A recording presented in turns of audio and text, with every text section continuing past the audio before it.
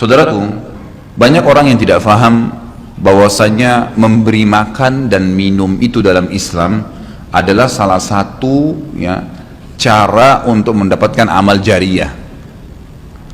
Jadi banyak orang memikirkan amal jariyah itu hanya membangun bangunan, hanya membagikan Al-Quran sehingga dihafal. Intinya fisikal, bentuk materi saja atau material ya, lebih ke masjid, lebih ke bangunan, lebih ke jalan, lebih ke sumur gitu kan. Padahal sebenarnya ada hal-hal lain yang bisa menjadi penyebab amal jariyah, diantaranya makanan dan minuman. Jadi hadis Nabi SAW yang sahih riwayat Imam Ahmad, ini rahasianya di hadis ini. Kata Nabi SAW, ma wudi'a ta'amun illa wada'allahu fihi barakah. Tidak ada makanan atau minuman yang dihidangkan untuk orang lain kecuali Allah, atau dihidangkan buat diri sendiri juga masuk sebenarnya, kecuali Allah jadikan bagian dari makanan dan minuman itu berkah. Maksudnya berkah apa? Kata para ulama, dia akan berada di tubuh orang yang mengkonsumsinya selama dia masih hidup. Jadi begini, orang tua kita semua, Bapak Ibu sekalian, orang tua kita, seperti saya, orang tua saya misalnya, pada saat saya ceramah di masjid ini, saya mendapatkan pahala karena menyampaikan agama Allah, insya Allah, bila diikuti dengan keikhlasan. Semoga Allah ikhlaskan niat kita. Orang tua saya panen pahala saya. Kenapa Bapak Ibu sekalian? Karena saya tumbuh dari ASI ibu saya, dan saya tumbuh dari nafkah ayah saya. Makanan, minuman yang saya makan selama ini sehingga membantu pertumbuhan badan saya menjadi besar, dan akhirnya saya bisa hidup, maka itu menjadi amal jariyah. Makanya dalam hadis riwayat Imam Muslim, seorang sahabat bertanya, ya Rasulullah, ayyul islami khair? Perbuatan apa dalam Islam yang khair? Khair ini yang baik sekali, pahalanya besar sekali, selain yang wajib, yang sunnah-sunnah aja nih. Nabi SAW tidak mengatakan perbanyaklah sholat sunnah. Kenapa? Sholat sunnah secara individual, puasa sunnah, zikir, ngaji, bukan. Karena orang ini mengatakan khair artinya yang banyak sekali pahalanya, banyak sekali manfaatnya, dan ringan, sunnah. Berarti orang lain bisa merasakan. Apa jawaban Nabi SAW? Tut'imut ta'am wa tusallimu ala man ta'rif wa man lam ta'rif. Engkau memberikan makan dan minum kepada orang yang kau kenal atau kau tidak kenal. Memberi makan umumnya. Dan engkau menyebarkan salam kepada orang muslim yang kau kenal atau kau tidak kenal. Tapi saksi bahasan kita potongan awal hadis ini, di mana Nabi SAW menjadikan amal yang paling baik, besar pahalanya dalam Islam ternyata memberi makan dan minum orang lain. Kok bisa? Bukankah dalam secara akal kita, kalau kita makan dan minum kan habis gitu kan? Ternyata yang dibuang oleh tubuh itu yang tidak dibutuhkan saja. Yang jadi, mohon maaf, air seni kita, air kencing dan buang air besar, jadi tinja itu yang tidak dibutuhkan oleh tubuh, tapi yang dibutuhkan diambil, diserat, gitu kan? Dia akan menjadi bagian daripada otot-otot, urat-urat yang memang membutuhkan pembaharuan, atau bahkan menjadi bagian daripada darah di tubuh kita dan seterusnya. Tubuh kita terdiri dari 75% air. Dan Allah SWT mengatakan dalam Al-Quran, a'udzubillahi minasyaitonirrajim, wa ja'alna minal ma'i kulli syai' hayy. Kami jadikan dengan air itu segala sesuatu bisa hidup. Dan memang seperti itu. Manusia bisa hidup dalam sebulan tidak makan, tapi manusia nggak bisa hidup kalau sebulan nggak minum. Bukan sebulan, seminggu nggak minum.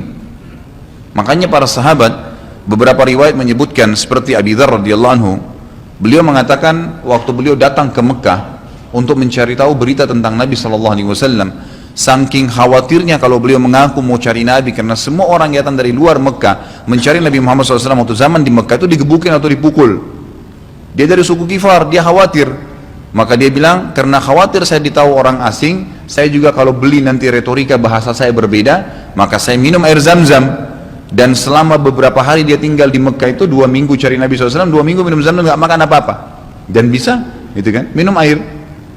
Beberapa sahabat juga dalam riwayat Bukhari menjelaskan, mereka pernah tinggal di Mekah selama sebulan tidak minum kecuali air Zam-Zam. Bisa hidup. Apalagi memang Zam-Zam punya kelebihan. Zam-Zam itu kata Nabi SAW adalah makanan dan minuman yang menyehatkan dan mengenyangkan. Tapi intinya air, gitu kan, intinya air. Fungsi air banyak sekali, kan gitu. Tadi kalau kita masuk makanan dan minuman dulu, memberikan makan dan minum dalam Islam ini sangat besar pahalanya, sebagaimana saya jelaskan, dan termasuk amal jariah. Di dalam Islam ada beberapa kegiatan yang kita disuruh untuk memberikan makan dan minum orang, seperti misalnya membuka puasakan orang lain dengan minum dan makan, dan dijanjikan pahala yang besar. Man fattara sha'iman kana lahu mithlu ajri sha'imin min ghairi an yanqus min ajri sha'imin syai'a. Siapa yang membuka puasakan orang lain, maka dia akan dapat pahala orang itu tanpa dikurangi sedikit pun dari pahala orang yang buka puasa tadi. Dan Umar bin Khattab radhiyallahu anhu pernah memanen pahalanya satu kota Madinah di zaman khilafah beliau dengan air. Jadi zaman khilafah beliau di akhir hidupnya, atau maaf, di akhir khilafahnya beliau sempat di akhir Ramadan juga, bukan di akhir khilafah, mohon maaf, di akhir Ramadan, dia salah satu tahun khilafahnya beliau sempat ingin membuka puasakan orang, sudah mau habis Ramadan, ingin dapat pahala. Waktu itu beliau jadi khalifah, jadi raja, diiklankanlah di Madinah. Ya, dia bilang pada pembantunya, gulamnya, tolong iklankan kalau saya akan buka puasakan orang, ingin cari pahala. Orang semua diiklanin, Amir Mukminin bin Khattab mengundang buka puasa. Orang-orang pada berbondong-bondong datang. Yang undang siapa? Raja. Yang orang bayangkan ini akan ada kambing bakar, yang akan ada ini, akan ada itu, macam-macam. Raja yang undang, gitu kan. Ternyata Bapak Ibu sekalian, waktu sudah ngumpul semua jemaahnya, masyarakat depan Umar menyuruh membagikan gelas-gelas yang zaman itu memang terbuat dari tanah liat. Kemudian dibagikan satu-satu dan disuruh antri di sumur, gitu kan. Karena memang mereka minumnya di sumur waktu itu, nggak ada sumber air yang lain, gitu kan. Mereka antri di sumur, lalu mereka ambil isi air masing-masing di sumur itu, antri kemudian sambil duduk. Setiap kali seseorang di antara mereka dituangkan air di gelasnya, mereka berkata, mungkin sebentar keluar kurmahnya, makanannya, dan seterusnya. Begitu terdengar azan, kata Umar kepada pembantunya, sampaikan kepada seluruh muslimin, silakan berbuka puasa dengan air yang ada di tangan mereka. Maka dia pun mengatakan, silakan buka puasa, dan selesai segelas air ini, maka selesai buka puasanya Amir Mukminin, gitu. Orang akhirnya bubar, tapi pada saat itu orang faham, Umar bin Khattab ingin mencari pahala orang, gitu kan, ingin mencari pahala saja. Dan ini sudah saya tekankan, kalau menjelang Ramadan, Anda juga bisa ikuti pengajian saya di YouTube, ada judulnya Dahsyatnya Ramadan. Salah satunya itu kalau tiba Ramadan, ikhwan, maka maksimalkan waktu membuka puasakan orang. Apa susahnya membeli sedus air, ya, air mineral, berapa harganya? 20.000, 30.000, 20.000 rupiah kalau nggak salah ya. Air mineral gelas, isinya berapa? 40 sekian. Baik, kalau kita bagiin di masjid, satu orang minum satu gelas, kita dapat 48 pahala orang buka puasa. Nah, itu luar biasa, hanya dengan 20.000 rupiah. Tapi anehnya banyak orang tidak mau amalkan, padahal itu termasuk selain amal jariah, dapat juga pahala buka puasakan orang lain. Nabi SAW, dan juga merupakan ciri para nabi-nabi, mereka itu paling senang mengikram tamunya, dan beliau menjadikan sebagai sebuah prinsip dasar dari iman kepada Allah dan hari akhir, sebagaimana beliau bersabda dalam hadis Bukhari Muslim, man kana yu'minu billahi wal yawmil akhir falyukrim daifahu. Siapa yang beriman, mengaku beriman kepada Allah hari akhir, maka dia harus mengikram itu, melayanin, memberikan makan dan minum, ya, mengucapkan tutur kata yang baik bagi tamunya. Intinya memberikan makan dan minum dalam Islam ditekankan sekali, karena itu juga termasuk, ya, amal ibadah, amal jariah dan amal ibadah yang akan mendapatkan pahala. Jadi ada dua sisi pahala yang didapatkan selain amal jariahnya, selama dia makan dan minum kemudian itu masih ada di dalam tubuhnya, maka berarti itu akan terus menjadi amal jariah. Kata para ulama, dia akan terus menjadi amal jariah pada saat seseorang tumbuh besar. Kayak kasus seseorang manusia tadi, orang tuanya, ayahnya carikan nafkah yang halal, ibunya kasih ASI, dan dia tumbuh besar dari situ. Tumbuh besar ini ternyata menjadi otot-ototnya, menjadi komponen dari tubuhnya. Kemudian dia menjadi besar, lalu dia menikah. Dari komposisi tubuhnya tadi, ternyata ada yang mengalir di sperma dia kepada anaknya. Kemudian anaknya tumbuh besar juga dari situ, dan seterusnya. Jadi amal jariah selama masih ada manusia itu. Jadi seperti itu luar biasanya gitu. Di antaranya tadi saya bilang, kita bisa mendapatkan pahala dengan buka puasakan orang. Yang kedua, mengikram orang. Mengikram ini memberikan, menyuguhkan sesuatu buat tamu. Ya. Termasuk, ya, yang dianjurkan adalah sering-sering, ya, mentraktir orang lain. Ada kultum saya itu. Subhanallah, saya isi salah satu pengajian di salah satu kantor di Sudirman ini. Sampai saya dibisikin, Ustadz, setelah saya nonton di YouTube ceramahnya Ustadz tentang traktir, ini teman-teman semua pada berebut nih, saling traktir-traktiran gitu. Jadi nggak lagi nunggu temannya yang bayar, tapi dia yang bayar duluan. Ternyata itu amal jariah ya Ustaz ya. Oh iya, amal jariah.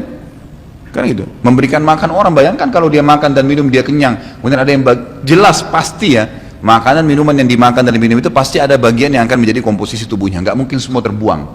Maka itu berarti akan jadi amal jariah. Apalagi kalau dasarnya yang kita berikan makan orang-orang yang bertakwa, orang soleh, luar biasa, makin kuat dia beribadah. Ciri Nabi Ibrahim alaihissalam, Nabi Ibrahim itu malah luar biasa ikramnya, ya. Dia suka dengan tamu, sampai-sampai kalau dihidangkan makan, cirinya beliau nggak pernah makan sendiri. Pasti habis dihidangkan makan, dibuka pintu rumahnya, siapapun lewat dipanggil makan sama dia. Syekh bin Baz, hafidahullah, rahimahullah, beliau sudah meninggal. Salah satu muridnya menceritakan, beliau itu punya rumah, ya, rumahnya dia, di belakang atau di samping rumahnya itu ada sebuah tempat yang kosong, pakai AC, ya dilapangkan seperti masjid inilah. Setiap hari beliau menyiapkan makan siang dan makan malam untuk 600 orang. Setiap hari. Siang itu untuk 600 orang, malam untuk 600 orang. Jadi 1200 orang yang makan setiap hari. Atau 1200 porsi lah ya. Kalau orang yang sama makan siang dan makan malam. Sampai-sampai beliau bukan mengundang ya, enggak diundang orang. Jadi awal-awalnya saja diiklanin. Jadi kalau sudah tiba waktu makan siang, yang lagi nyapu jalanan mampir, yang lagi lewat mampir, yang muridnya mampir, yang kerabatnya mampir, pokoknya mampir 600 orang. Siang malam, tiap hari sampai belum meninggal. Itu bagaimana mereka mengikramnya. Kadang-kadang kita subhanallah, makanan kita taruh di kulkas sampai rusak, nggak mau dibagi kepada orang.